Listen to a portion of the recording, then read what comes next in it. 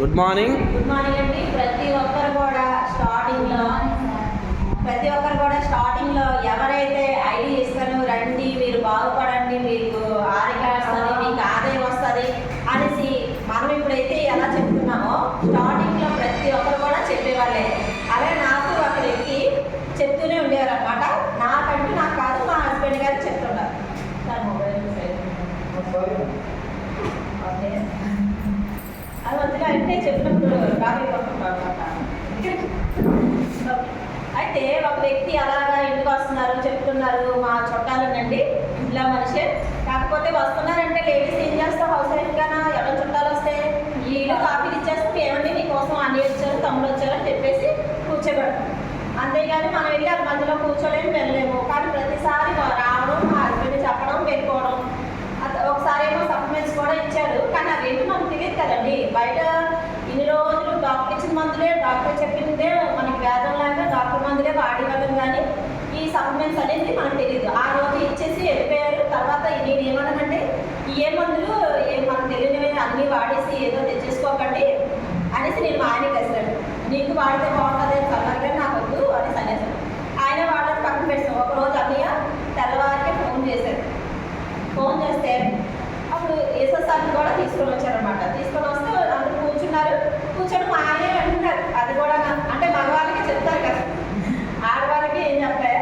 అయితే ఏంటి మేడం కూడా వింటే బాగుంటుందని ఎస్ఎస్ఆర్ చెప్తున్నారు. అప్పుడు విని సరే రమ్మంటున్నారు కదా అని లాస్ట్లో అంతా ప్లాన్ అంతా చెప్పిన తర్వాత వెళ్ళి కూర్చుంటే వెల్కమ్ చెప్తున్నారండి. ఫస్ట్ అంతా ఆరోగ్యము మనకు వచ్చే బెనిఫిట్స్ అన్నీ చెప్తారు కదా. ముందంతా ఎవరికి తెలియదు, ప్లాన్ ఏంటో తెలియదు, ఏమీ తెలియదు.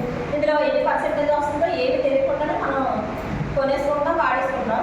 కానీ అన్నీ తెలుసుకోవాలి, అన్ని బాధ్యతగా తెలుసుకుంటేనే బాగుంటుంది. ఇప్పుడు ఇక్కడే కాదు, ఏ పని మొదలుపెట్టినా కూడా ఆ పని ఎందుకు చేయాలి, ఏంటి, దానివల్ల మనకు ఉపయోగం ఏంటి అది తెలుసుకొని చేసుకుంటే చాలా మంచిది ప్రతి ఒక్కరు కూడా. ఎందుకంటే టైం వేస్ట్ చేసుకోకూడదు కదండి. అందుకని నాకు అప్పుడైతే తెలియదు. కానీ 5 lakhs వస్తుందని కింద చెప్తున్నారు. ఫస్ట్ మంత్ 1000, తర్వాత 10,000, తర్వాత 1 lakh ఇలాగంటే నేను నిజంగా వచ్చేస్తా. నేను కూడా అందరిలాగే అన్నాను. కానీ ఏం చేస్తామంటే ఆ రోజు ఈవినింగే వెళ్ళి 100 PV సామాన్ తీసుకోవాలని సరే 3,000 కార్డు తీసుకోవాలని చెప్తే వెంటనే వెళ్ళి స్టాక్ మాత్రం మొత్తం తీసుకున్నాను. ఎందుకంటే డీమార్ట్కి వెళ్ళి 7,000, 8,000 ఖర్చు పెట్టేవాళ్ళని. అంటే మేము రేట్ కూడా తెలియదు, ఏ వస్తువు ఎంత వస్తుందో తెలియదు. అలాంటి పరిస్థితిలో ఉండేవారు అనమాట. సిస్టంలో రాకముందు డబ్బులు అంత వేస్ట్గా ఖర్చు పెట్టి కార్డు ఆయనేస్తే 7,000, 8,000 చేసి డీటెయిల్స్ వచ్చేయడమే మాత్రమే తెలుసు. అయితే పనికిరాని వస్తువులు కూడా, ప్లాస్టిక్ వస్తువులు, వాటర్ బాటిల్ ఇలాంటివన్నీ చెత్త అంతా డిమాండ్లో ఉండేవి అన్నీ వేసేసుకోవాలి. ఎందుకంటే కలర్ఫుల్గా కనిపిస్తాయి. అందుకని అలా తెచ్చుకోవడం మొదలు పెట్టేవాళ్ళని. అలాంటి ఇప్పుడు 3,200 చక్కగా మనకి వస్తువులు వచ్చాయి, బాగానే ఉంది. మేమైతే కొన్ని వస్తువులే కదా అని నేను హౌస్ వైఫ్గా వాడుతున్నాను. అందులో నేను ఏంటంటే ఇది పెద్దగా పట్టించుకోలేదు, చదువుతున్నాను అనమాట. ఎలాంటి సెకండ్ ఇయర్ వరకు చదువుతూ ఉన్నాను. ఆ స్టేజ్లో వచ్చి చెప్పారు, అది పెద్దగా పట్టించుకోలేదు. కానీ 4 నెలలు వస్తువులు అయితే ఏవైతే కుకింగ్ ఆయిల్ అవన్నీ మార్చుకొని వాడుతున్నానో అప్పటి నుంచి నాకు ఒకటి తెలిసిందండి. ఏంటంటే నాకు ఆస్తమా ఉండేది. సిస్టంలోకి రాకముందు 10 years బ్యాక్ నుంచి నాకు ఒక 10 సంవత్సరాల ఆస్తమాతో చాలా ఇబ్బంది పడేది. 3 నెలలకు ఒకసారి, 4 నెలలకు ఒకసారి హాస్పిటల్కి వెళ్ళి 3,000, 4,000 పెట్టేసి వెళ్ళడం తప్ప ఏ రోజు కూడా అంటే దీనికి ఒక సొల్యూషన్ ఉంటుందనేసి మాకు తెలియదు. కానీ ఈ సిస్టంలోకి వచ్చిన తర్వాత ఏంటంటే స్టార్టింగ్లో అప్పుడు రిఫండ్ ఆయిల్ అంటే బయట వచ్చిన 15 కేజీలు డబ్బాలు ఫ్రీడమ్ ఆయిల్ అవన్నీ రిఫండ్ ఆయిల్ మంచివే, నాకు హెల్త్ బాగుంటుంది అనేసి ఇంట్లోని అలా తెచ్చుకునేవారు వాళ్ళకన్నా. కానీ తెలిసింది ఏంటంటే అవి కూడా నా హెల్త్ పనిచేయవలసి తెలిసింది. ఇక్కడ ఆయిల్ తీసుకున్న తర్వాత వాడిన తర్వాత నాకు ఆస్తమా చాలా వరకు తగ్గిపోయింది. ఇన్హేలర్ కూడా బయటకు వెళ్ళినప్పుడు ఇన్హేలర్ హ్యాండ్ బ్యాగ్లో పెట్టుకొని వెళ్ళేదాన్ని. హ్యాండ్ బ్యాగ్లో ఉండేది, బయటకు తీసేదాన్ని కాదు. ఒక ఐడియా వచ్చింది నాకు, ఏంటి అసలు ఆస్తమా అనేది మళ్ళీ రావట్లేదు. 3-4 సార్లు ఇన్హేలర్ తీసి కొట్టుకునేదాన్ని. చాలా కేసెస్ కూడా అందరి దగ్గర కొట్టుకోవడం. అయితే నేను అని ఫోన్ చేసి అడిగాను, నాకు ఆస్తమా కొంచెం తగ్గిందని. దేనివల్ల అంటే ఆయిల్ వల్ల కాదు, స్టార్టింగ్లోని రిఫండ్ ఆయిలే మంచిదని అనుకునేది, కానీ ఈ ఆయిల్ కూడా చాలా బాగా పనిచేస్తుంది అనేసి ఇంకా కంటిన్యూగా మాకు ఫ్రీగా ఏదైతే ఓచర్ వచ్చిందో 3,000 దాటి ఓచర్ వచ్చిందో ఆ ఓచర్లోనే నేను మొత్తం ఇంకా అయితే తీసుకున్నాను. అన్ని ఆయిల్ బాటిల్ వచ్చి కానీ హ్యాపీ అనిపించింది. అమ్మ నా హెల్త్ ఇంకేం పర్వాలేదు, ఇంకా ఆస్తమా జోలికి వెళ్ళనవసరం లేదు అని అనిపించింది. కానీ ఇంకా సప్లిమెంట్స్ ఉన్నాయేమో వాడుకోమని చెప్తే నేను వాడుతున్నాను. 3 మంత్స్ ఆస్తమాకైతే నూనె రెస్పోకేదో ఆమ్లా పంచుకొలిసి వాడుతున్నాను. ఇప్పటికి కూడా అవన్నీ వాడుతూ కూడా రెస్పోకేరు కంపల్సరీ ప్రతిరోజు వేసుకుంటాను అన్నమాట. కానీ ఇప్పుడు వచ్చి ఆస్తమా జోలికి అనేది లేదు. మళ్ళీ దేవుడి వల్ల ఏది ప్రాబ్లం లేకుండా హెల్తీగా ఉన్నాను. ఈ సిస్టంలో రాకముందు 75 కేజీలు ఉండేదాన్ని ఇప్పుడు 63 కేజీలుగా వచ్చానమాట. ఇదే కాకుండా నేను హెల్త్ పరంగా అయితే ఇది తెలుసుకున్నాను.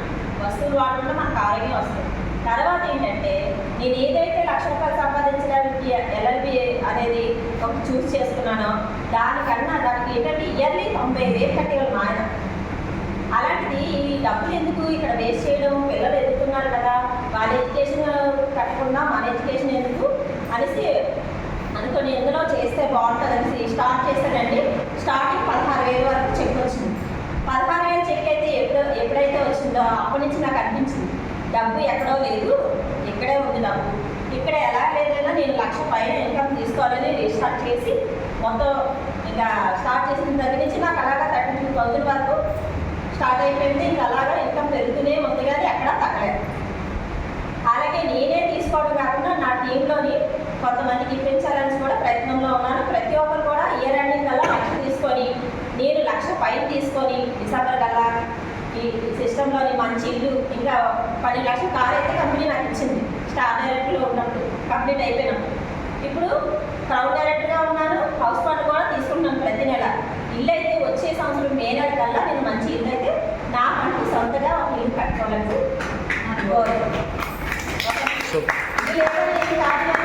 అత్తగారికి ఆడపిల్లకి ఏంటంటే అత్తగారికి ఉంటుంది, అమ్మగారికి ఉంటుంది. కానీ మన పేరు ఏముంటుంది? మన పేరు ఏమి ఉంటుంది? అక్కడ హస్బెండ్ పేరు ఉంటుంది, ఇదేమో అన్ని పేర్ల తమ్ముడి పేరు ఉంటుంది. నా పేరు ఏమి ఉండదు. కాబట్టి నాకంటూ సొంతగా ఒక ఇల్లు ఉండాలి. అది నా గోల్. వచ్చే సంవత్సరం మే నెల కల్లా నేను ఒక ఇల్లు తీసుకొని మన వెజిటేరియన్స్ ఫ్యామిలీ మెంబర్స్ అందరికీ మంచి లంచ్ ఏర్పాటు చేసి మంచి ఏర్పాటు చేద్దామని నా goal. Okay, thank you very much అండి నాకు ఈ అవకాశం ఇచ్చినందుకు.